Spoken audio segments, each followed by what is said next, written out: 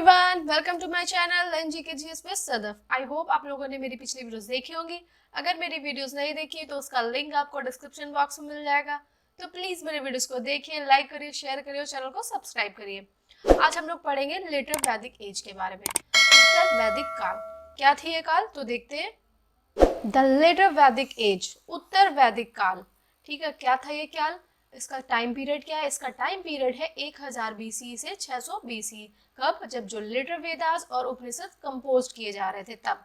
Place of settlement कहाँ place हुआ था? गंगेटिक वैली, गंगा नदी के किनारे। और इसका रीनेम क्या है? Aryavarta, land of Aryans. ठीक है, उसको क्या जाना जाता है? Land of Aryans. और अनदर नेम, इसका दूसरा नाम क्या है? इसको बोलते हैं इपिक एज। क्यों बोलते हैं? क्योंकि इसी टाइम रामायण महाभारत लिखी जा रही थी। तो ये हो गया लेटर वैदिक एज, जिसको हम लोग क्या बोलते हैं? उत्तर वैदिक काल। उत्तर वैदिक काल। ठीक है, नेक्स्ट देखते हैं हम लोग। क्योंकि अब हम लोगों को थोड़ा सा रिवाइज करना पड़ेगा, क्योंकि लेटर वैदिक एज देख रहे हैं। तो हमारा है वैदिक एज। क्या है? वैदिक एज, जो कितने पार्ट में डिवाइड है? 2 पार्ट में। कौन कौन सा? एक हमारा है ऋग्वैदिक एज, ऋग्वैदिक काल। दूसरा है हमारा उत्तर वैदिक काल, जिसको हम लोग क्या बोलते हैं? लेटर वैदिक एज। ठीक है, हम लोग ये डिस्कस कर चुके हैं लेटर वैदिक एज। इसकी जो जानकारी हम लोग को मिलती है, जो लास्ट के 3 वेदास हैं उनसे हमें लेटर वैदिक एज की जानकारी मिलती है। तो पहला वेद हमारा कौन सा है? पहला है हमारा ऋग्वेद। दूसरा है हमारा यजुर्वेद। थर्ड है हमारा सामवेद।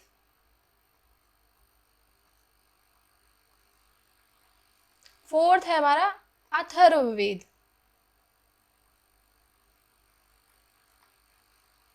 ठीक है, तो जो हमारा लेटर वैदिक एज की जानकारी है, लास्ट के 3 वेद से मिलती है।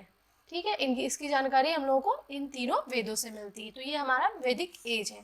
तो हम लोग अब क्या पढ़ेंगे? वैदिक लेटर वैदिक एज के बारे में। ठीक है, उससे पहले हम लोगों को क्या पता होना चाहिए? आयरन के बारे में, क्योंकि आयरन इसी टाइम डिस्कवर हो गया था। तो कहाँ आयरन डिस्कवर हुआ था? आयरन डिस्कवर हुआ था 700 बीसीई के आसपास।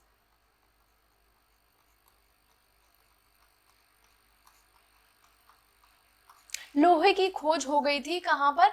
अतरंजी खेड़ा में, यूपी के अतरंजी खेड़ा में लोहा डिस्कवर हो गया था, एटा में। ठीक है, इंपॉर्टेंट है ये। तो लोहा पाया गया। अब क्या हुआ? जब लोहे की खोज हो गई तो क्या हुआ? जो वहां की अर्थव्यवस्था थी, समाज था, धर्म था, सभी को उसने गहराई से प्रभावित किया। ठीक है, क्योंकि भाई लोहा डिस्कवर हो गया है। तो इसकी जो जानकारी हमको मिलती है वो कहाँ से मिलती है? कि भाई आयरन डिस्कवर हुआ तो वो मिलती है हम लोग को ब्राह्मण ग्रंथ से। ब्राह्मण ग्रंथ से इसकी जानकारी हम लोगों को मिलती है। ठीक है, नेक्स्ट हम लोग देखते हैं। नेक्स्ट क्या है? Later Vedic culture and civilisation. Time period उसका 1000 बीसी से 600 बीसी। कहीं कहीं आपको 500 बीसी लिखा हुआ मिलेगा, तो कंफ्यूज मत होना, वो भी सही है। ठीक है, आर्य आगे चलकर वैदिक काल में पूर्व की ओर बढ़े। क्या हुआ? जो लेटर वैदिक एज थी उसमें आर्य कहाँ से? पहले जब आए थे तो हमारे जो पहले आर्य थे वो मध्य एशिया से आकर बस गए थे, आकर सप्त सैंधव नदी के किनारे, इंदस नदी के किनारे के आसपास बस गए। लेकिन बाद में क्या हुआ? ये लोग पूर्व की ओर बढ़े और गंगा नदी के मैदानों के पास आकर बस गए। सतपथ ब्राह्मण से तात्पर्य पूर्वी गंगा के मैदानों में आर्यों का विस्तार से। ठीक है, सतपथ ब्राह्मण के अनुसार हमें क्या पता चलता है? जो आर्यों का विस्तार कहाँ हुआ? पूर्व की ओर हुआ, गंगा की मैदानों की ओर। ठीक है, इस अवधि के दौरान एक महत्वपूर्ण विकास, बड़े राज्यों की वृद्धि है। अभी क्या हुआ? जो वहां पर पहले जो छोटे छोटे कुल हुआ करते थे, अभी क्या हो रहा है? एक बड़े बड़े राज्यों का विकास होने लगा। ठीक है, हम लोग मैप में डिस्कस करेंगे कि पहले जो आर आए थे पहले कहाँ पर बसे हैं कि ये सिंधु नदी देख रहे हैं, इसके ट्रिब्यूटरीज हैं, तो पहले जो आ रहा है यहाँ पर बसे थे, लेकिन बाद में उनका विकास कहाँ हुआ, लेटर वैदिक एज में पूर्व की ओर हुआ। ठीक है, पूर्व की ओर कहाँ पर, गंगा के मैदानों में, ये आपको गंगा दिख रही है, यमुना, तो अब जो आ रहे हैं यहाँ पर बसे। ठीक है, नेक्स्ट हम लोग देखते हैं, नेक्स्ट क्या है, उनकी पॉलिटिकल लाइफ देखते हैं कि भाई उनकी पॉलिटिकल लाइफ कैसी थी। अब हम लोग पढ़ रहे हैं उनके बारे में, एज को डिस्कस कर रहे हैं, तो उनकी पॉलिटिकल लाइफ भी देखेंगे, सोशल लाइफ भी देखेंगे, उनके रिलीजियस लाइफ भी देखेंगे। तो अब हम लोग डिस्कस करेंगे पॉलिटिकल लाइफ में क्या थी पॉलिटिकल लाइफ। जो बाद के वैदिक काल हैं, बड़े राज्यों का गठन किया गया था। अब जो छोटे छोटे राज्य थे बड़े बड़े राज्यों में बढ़ गए। अब क्या होने लगा, वहां पर युद्ध होने लगे राज्यों के लिए। पहले जहाँ युद्ध होते थे गायों के लिए, अब युद्ध होने लगे राज्यों के लिए। कई जन या जनजातियों के बाद वैदिक काल में जनपद या राष्ट्र, राष्ट्र में पहली बार प्रकट होने वाला शब्द यहीं से मिला है। पहली बार राष्ट्र शब्द प्रयोग हुआ इसी काल में। ठीक है, युद्ध अब गायों के लिए नहीं बल्कि प्रदेशों के लिए लड़े जाते थे। पहले जो ऋग्वेदिक एज थी उसमें युद्ध होते थे गायों के लिए, क्योंकि गाय जो थी उनके लिए बहुत ही इम्पोर्टेंट थी। लेकिन अब वो लोग लड़ने लगे प्रदेशों के लिए। और राजा क्या करने लगा, राजा की शक्ति जो पावर थी लोहे की खोज की वजह से इंक्रीज हो गई, तो उसने क्या करने लगा, वो जो किसान थे उससे 1/3 टैक्स लेने लगा। ठीक है, नेक्स्ट हम लोग देखते हैं, राजा, अलग अलग दिशाओं के राजा का एक अलग अलग नाम होता था, तो वो देखते हैं क्या नाम थे वो। East, west, north, south. ठीक है, भिन्न भिन्न दिशाओं के राजा अलग अलग नाम से जाने जाते थे। अब ईस्ट में जो राजा था वो किस नाम से जाना जाता था, वो जाना जाता था सम्राट के नाम से। और जो वेस्ट में राजा होता था उसको हम लोग जानते थे स्वराट के नाम से। ठीक है, और जो नॉर्थ में होता था उसको जानते थे विराट के नाम से, और साउथ में भोज। जो मध्य में राजा होता था उसको जानते थे राजन के नाम से। और जो राजा इन सभी दिशाओं को जीत लेता था उसको बोलते थे एकराट। क्या बोलते थे, एकराट, सभी दिशाओं को जीतने वाला।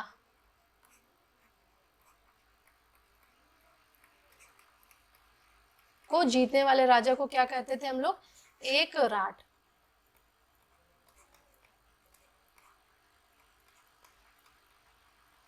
ठीक है, तो ये हुआ अलग अलग नेम, अलग अलग डायरेक्शन के साथ राजा के। नेक्स्ट हम लोग देखते हैं, राजा आमतौर पर एक क्षत्रिय था। राजा क्या होता था, एक क्षत्रिय होता था, और राजा का जो कार्यकाल था लगभग वंशानुगत हो गया था। पहले जहाँ पर राजा का चुनाव होता था, अब क्या हो गया, राजा का बेटा ही राजा बनेगा। तो ये हो गया लेटर वैदिक एज में। राजा को विभिन्न क्षेत्रों में अलग अलग नामों से संबोधित किया। अभी हम लोगों ने देखा, उदाहरण के लिए उत्तरी क्षेत्रों में उन्हें विराट के रूप में जाना जाता था, पूर्वी क्षेत्रों में उन्हें सम्राट कहा जाता था, जबकि पश्चिमी और दक्षिणी क्षेत्र उन्हें क्रमशः सव्रत या भोज के रूप में संबोधित किया जाता था। ठीक है, तो नेक्स्ट देखेंगे हम लोग उनकी सोशल लाइफ, उनका जो सामाजिक जीवन था उत्तर वैदिक काल का वो कैसा था वो देखेंगे। अभी क्या हुआ, जो बाद का जो वैदिक समाज था वो 4 वर्णों में विभाजित हो गया। कौन कौन से वर्ण थे, वो थे ब्राह्मण, राजन, जिसको हम लोग क्षत्रिय भी बोलते हैं, वैश्य और शूद्र। जिसमें जो ब्राह्मण और क्षत्रिय थे उनके पास पावर्स थी। ठीक है, इस युग में महिलाओं को विधानसभा में जाने की अनुमति नहीं थी।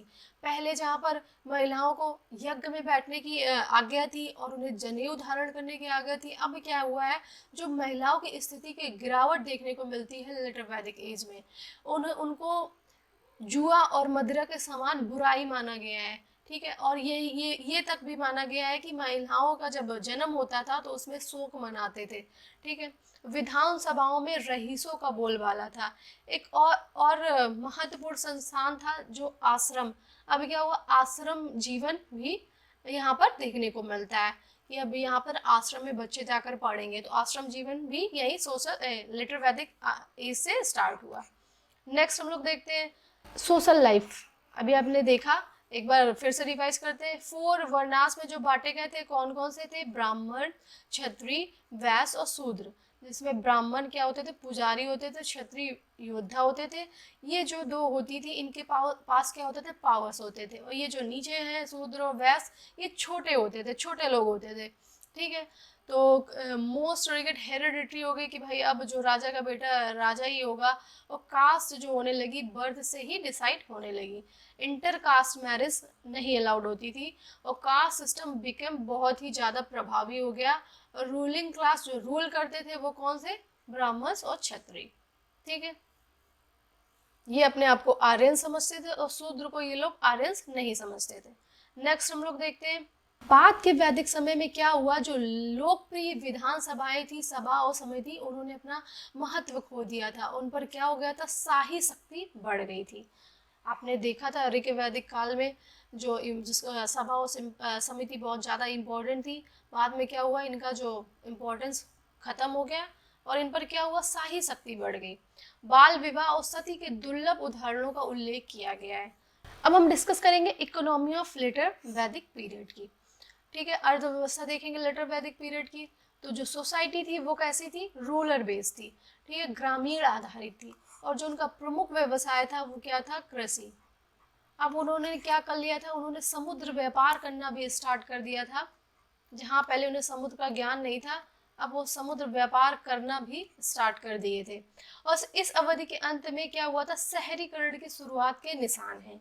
जंगल के जो पेड़ होते थे वो जलाकर साफ कर देते थे, जिसका जो उल्लेख है कहाँ देखा गया है, शतपथ ब्राह्मण में। ठीक है, अनेक प्रकार के व्यवसाय भी सामने आए इस टाइम। कौन कौन से थे, जैसे कुम्हार, लोहार, जुलाहा आदि।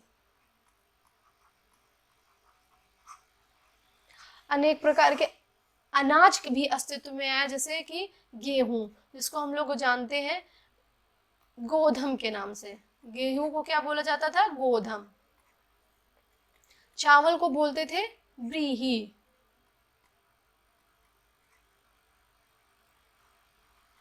और लोहे को बोलते थे कृष्ण एस।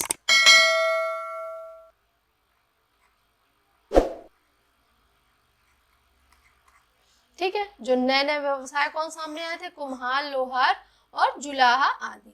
अब हम लोग देखेंगे culture and religion of later Vedic period. क्या हुआ था, जो बाद के वैदिक युग में क्या हुआ, बलि का प्रचलन बढ़ गया।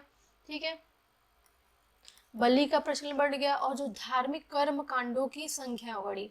यज्ञ का प्रचलन बहुत जोर शोर से बढ़ गया, जिसमें क्या किया जाता था, जो वेद होते थे उनका पाठ किया जाता था। और जो उनके पाठ करते थे उनके पुजारी अलग अलग नाम से पुकारे जाते थे। जैसे जो फर्स्ट वेद है हमारा कौन सा है, ऋग्वेद। ऋग्वेद का जो पुजारी होता था उसको क्या बोलते थे, उसको बोलते थे होता।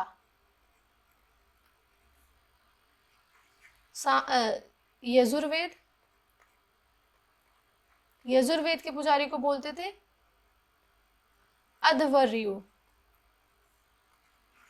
थर्ड है हमारा सामवेद, सामवेद के पुजारी को बोलते थे उद्गाता। फोर्थ है हमारा अथर्ववेद, जिसके पुजारी को बोलते थे ब्रह्मा। ठीक है, तो ये इंपॉर्टेंट है, यहाँ से क्वेश्चन बन जाता है कभी कभी। तो यज्ञ में क्या किया जाता था, चारों वेदों का पाठ किया जाता था।